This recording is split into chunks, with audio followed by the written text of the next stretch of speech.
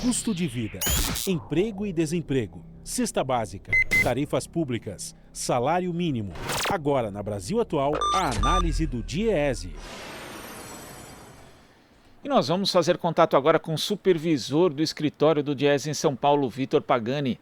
Bom dia, Vitor. Bom dia, Glauco. Vitor, ontem foi divulgado pelo Banco Mundial o relatório Emprego em Crise, trajetórias para melhores empregos na América Latina pós-Covid-19. E segundo esse documento, a pandemia deve provocar efeito negativo sobre empregos e salários na região e no Brasil por 9 anos. Também ali no relatório consta que as grandes sequelas tendem a persistir na região, levando os países da América Latina à redução longa e expressiva dos índices de emprego formal. Lembrando que no Brasil a informalidade já é um problema. Aqui a taxa ficou em 39,8%. No mês de junho o nível de ocupação está abaixo da metade para a população em geral. Como é que você viu esse relatório do Banco Mundial, Vitor? Bom, Glauco, esse relatório foi divulgado ontem, né, pelo Banco Mundial. É um relatório bastante extenso, né? São mais de 170 páginas, que faz um diagnóstico, né, dessa crise do emprego aqui na região da América Latina e do Caribe e trata também de algumas propostas para superação dessa crise, né? Ele aborda ali a dinâmica, né, dos ajustes no mercado de trabalho em períodos de crise na região e analisa como que esses choques, né, provocados pelas crises impactam sobre os trabalhadores, sobre as empresas e sobre as localidades, né? E um dos aspectos interessantes que é destacado pelo relatório, né, é algo que nós já temos alertado, né, aqui no Brasil, que em períodos de crise, os trabalhadores que estão na informalidade são os mais atingidos, né, são os que mais sofrem, né. Eles constatam também que a crise atinge principalmente os trabalhadores com menos qualificação, né? Então, os trabalhadores sem ensino superior, né? Para esses trabalhadores que estão na informalidade, os que têm menor qualificação, a crise é mais severa e tem efeitos mais duradouros, né? Chegando a durar até 9 anos, né? Foi o que eles relatam ali no estudo, né? Outro aspecto, Glauco, que eles mencionam é que a crise também atinge com maior força os trabalhadores de localidades em que tem menor número de grandes empresas, né?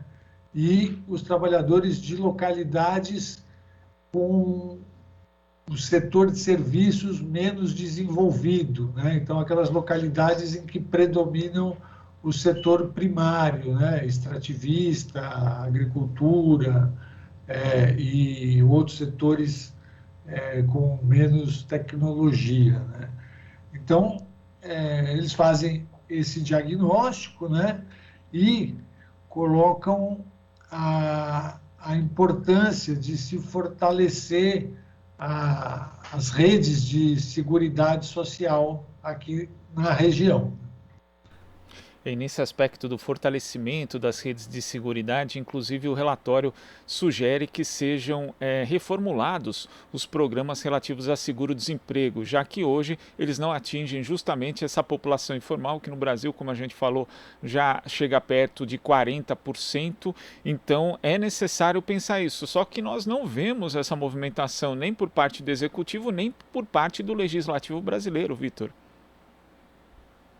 Glauco, essa questão tanto do seguro-desemprego quanto dos programas de requalificação profissional também dos programas de intermediação de mão de obra, né, para recolocação, para o reemprego dos trabalhadores no período posterior à crise, precisa sempre estar sendo aperfeiçoado, né?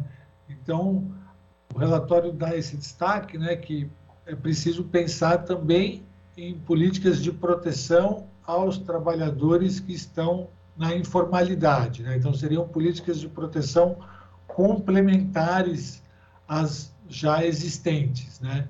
A gente viu aqui no Brasil, houve alguns programas, né, para o enfrentamento da crise, para os informais teve o auxílio emergencial, mas já agora ele foi primeiro interrompido ali antes da superação da crise, depois retomado, mas retomado com valor insuficiente, né? E aí agora tem que se pensar como transformar políticas desse tipo em políticas permanentes, né, que possam já garantir o arcabouço ali institucional para o caso de novas crises que possam ocorrer no futuro, né?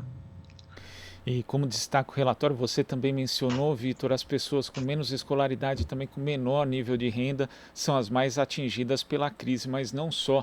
Tem um segmento em especial que já sofre bastante com a questão do desemprego, que são os mais jovens. E segundo o documento, as pessoas em empregos formais não padronizados hoje, elas são justamente mais novas e têm um nível de escolaridade mais alto do que antes. Então temos uma gama de pessoas que tem o seu primeiro emprego agora, né, quando consegue alguma ocupação, mas que já vive uma outra realidade do mercado de trabalho. Em termos de futuro, justamente desse mercado de trabalho, essas pessoas podem achar que essa é a única experiência, porque provavelmente, né, caso continue dessa forma a realidade do mercado brasileiro, elas não vão ter outra experiência que não justamente a informalidade ou a semi-informalidade, Vitor.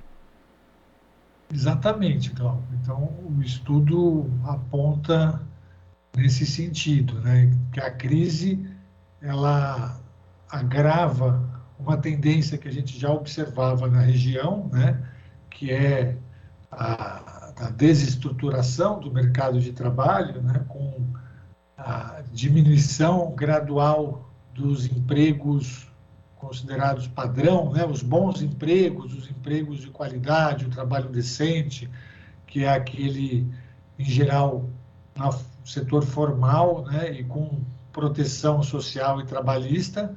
Então, nós já vimos verificando a redução gradual desses empregos, e a crise ela acelera essa tendência, né, e faz com que empurra o mercado de trabalho, em certa medida, para um novo ponto de equilíbrio ainda mais rebaixado, né? Então, o jovem que está ingressando no mercado de trabalho, ele já ingressa numa ocupação de pior qualidade, com menos proteção social, com remuneração menor, e muitas vezes a crise acaba comprometendo a trajetória profissional desse trabalhador permanentemente, né?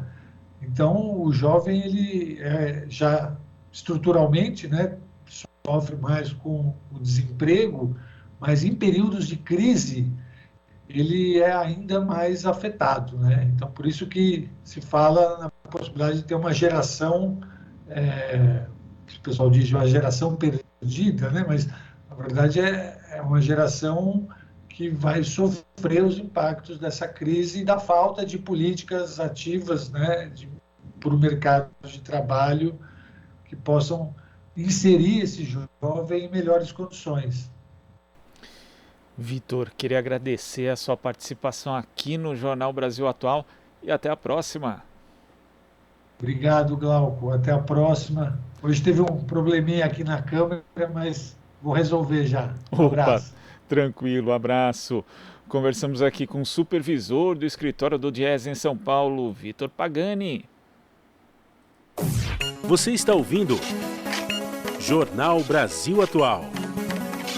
As notícias que os outros não dão.